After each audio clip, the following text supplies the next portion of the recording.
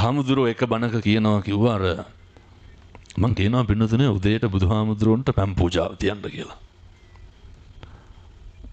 මේ බණම දාලා තියෙනකොට තාත්තා නැගිට්ටලු දවසක් පාන්දර 4ට විතර. නැගිටලා අර ලොකු වීදුරුවකට පැන් එකක් තියලා. සතියක් විතර තාත්තා මේක තියනවලු. අර බණ බලන්නකො පින්නතුනේ ධර්මයේ ගුණ කියන තැන කියනවනේ සම්දිට්ඨිකෝ කියලානේ. ධර්මයේ ගුණ කොහොමද? සන්දෘෂ්ටිකයි. සති දෙකක් විතර තියෙනකොට අම්මා නැගිට්ටලු තාත්තට කලින්. නැගිටලා මොකද කරන්නේ? වීදුරුවක් හොදලා අරකට වතුර ටිකක් දාලා අර මේසෙ උඩින් තියලා බුදිය ගත්තලු. මොකටද? අපි අම්මලා කරන්න ඕන දැන් මේක හෙට ඉඳන් තාත්තට පූජා කරන්න. ටිකක් හරි ගියේ නැද්ද? මෙලෙක්කුන් නැද්ද ටිකක්? ටිකක් හරි ගියා. දැන් මම මේ කියන්නේ ගෙවල් වල ඉන්න තරුණ දරුවන්ට හෙට ඉඳන් මොකද කරන්න ඕන නැගිටලා? නැගිටපු ගමන් බුදුහාමුදුරුවන්ට පැන් වීදුරුවක් පූජා කරන්න. ඔක බැරි වෙයිද කරගන්න? පිං සිද්ධ වෙන්නේ නැද්ද? උදේ පාන්දර මගේ බුදුහාමුදුරුවන්ට පැන් ටික පූජා කරනවනේ. පුද්ගලික වශයෙන් දන් දීලා ඉහළම ආනිසංස ලබන්න පුළුවන් උත්තමයා කවුද?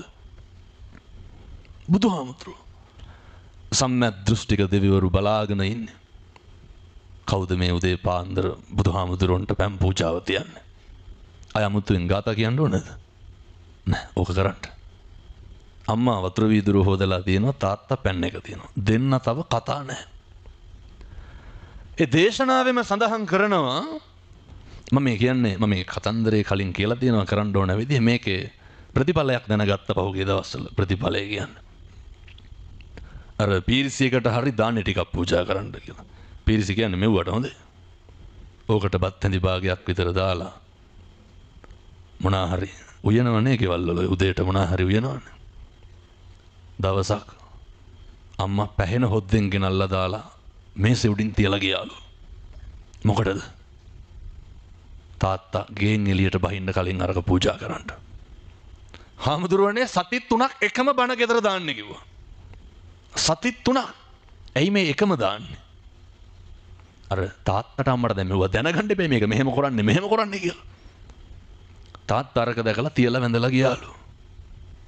දැන් ටිකක් හරි ගියේ නැද්ද අරට වැඩිය? කොල්ලට හිතුණලු අර කියන විදිහට බුදුන් වඳින්න ඕන කියලා. මම මේ කියනේවට තුට්ටුවක්වත් යන්නේ නැහැ හොඳේ. ඔය බය වෙන්න එපා. අද්දුටුවයි ප්‍රත්‍යක්ෂයි. හෙට ඉඳන් පටන් ගන්න වරු 3න් කෙසේ වෙතත් සති 3න් හරියනවා. ඔය අපි කියනවනේ හැන්දෑවට ගෙදර බුදුන් වඳින්න කියලා. දැන් මම මේ කියනකොට අපේ තාත්තලා හදවතට තට්ටුවක් දාලා බලන්න ඕන මොකද්ද? මම ගෙදර වඳිනවද නැද්ද කියලා. බොණ්ඩ ඕන නම් බිව්වට කමක් නැහැ අර බුදුන් වැඳලා ගිහිල්ලා. කොල්ලා කියනවා මේ වගකීම තියෙන්නේ දරුවන්ට හොඳේ තරුණයන්ට තියෙන්නේ. දැන් අර ගෙදර කවුද වැඩේ පටන් ගත්තේ? තරුණයා තමයි බණ ටික දාලා වැඩේ පටන් ගත්තේ. කොල්ලා කියනවා අමුදුරනේ මහ දෙයක් තිබෙන්නේ මල් ටිකක් විතරයි. මේ තාත්තට කිව්වලු වඳින්න දෙන්න කියලා. තාත්තාව බලන්න දේශනාවේ පැහැදිලි කරනවා උදේටයි හවසටයි අම්මගේ තාත්තගේ කකුල් දෙක අල්ලලා වඳින්න. කාටද මම මේ කියන්නේ? දෙමව්පියෝ ඉන්න දරුවන්ට කියන්නේ. දැන් මම මේක කියනකොට ඇත්තෝ හිතන්න ඕන මොකද්ද? මගේ ගෙදර අම්මයි තාත්තයි ඉන්නවා. මම වඳින්න ඕන. බැරිකමද නොකරනකමද පුතේ? නොකරනකමනේ. මගේ ලේන් මසින් හැදුණු දරුවා අපි මේ රටවල් හදන්න රොට්ටු වෙන්න ඕනේ නැහැ හොඳේ. ඔය සමිති සමාගම් පිහිටාගෙන මේ බස් පිටින් අරන් අනුරාධපුරේ යන්න ඕනද මේ ටික කරන්න? මේ ගෙදර කරන්න තියෙන්නේ. මගේ ලේන් මසින් හැදුණු දරුවා මගේ කකුල් දෙක අල්ලලා වඳිනකොට ඒ අම්මට නිකම්ම ඔළුව අත ගෑවෙනවා. එහෙම වෙන්නේ නැද්ද? අරගෙන මූණ ඉඹින්නේ නැද්ද? නලල ඉඹින්නේ නැද්ද? ඕකනේ වෙන්න ඕනේ.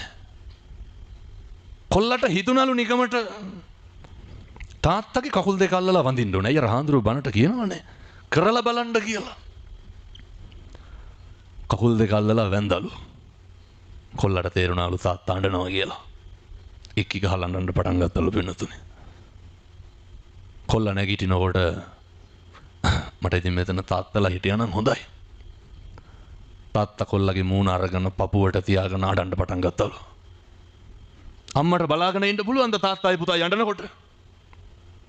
අම්මා වෙනම අඬනවලු. තුන් දෙනා බදාගෙන ගෙදර ඇඬවලු.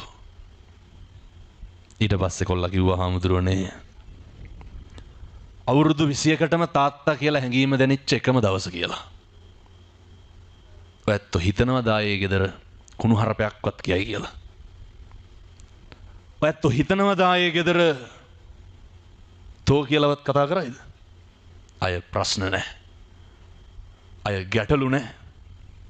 සියල්ල ඉවරයි. දැන් මට කියන්න මොකක්ද මම මේ කියපු වගේ තිබ්බ ගැඹුර?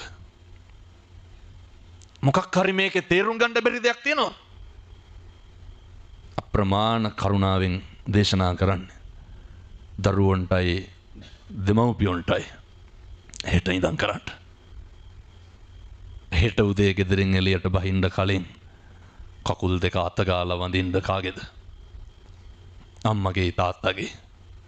කිරි ඉතුරුවා වගේ හරියනවා. අම්මට තාත්තට වඳින්නේ අර යකඩ ගොඩවල් වලට වඳිනවනේ. ඉඹින්නද බයිසිකල් ගිලී කියලා හිතනවා පින්නතුන් වෙලාවකට. අර පෙට්‍රල් ටැංකියේ ඉඹිනවනේ අනේ ගෝංකම. මොකටද ඉන්දියන් පාකිස්තාන යකඩ වලට ඉඹින්නේ? ස්ටීරියන් එක බදා ගන්නවා. අම්මයි තාත්තයි. අර ගෙදර පැත්තක ඉන්නවා.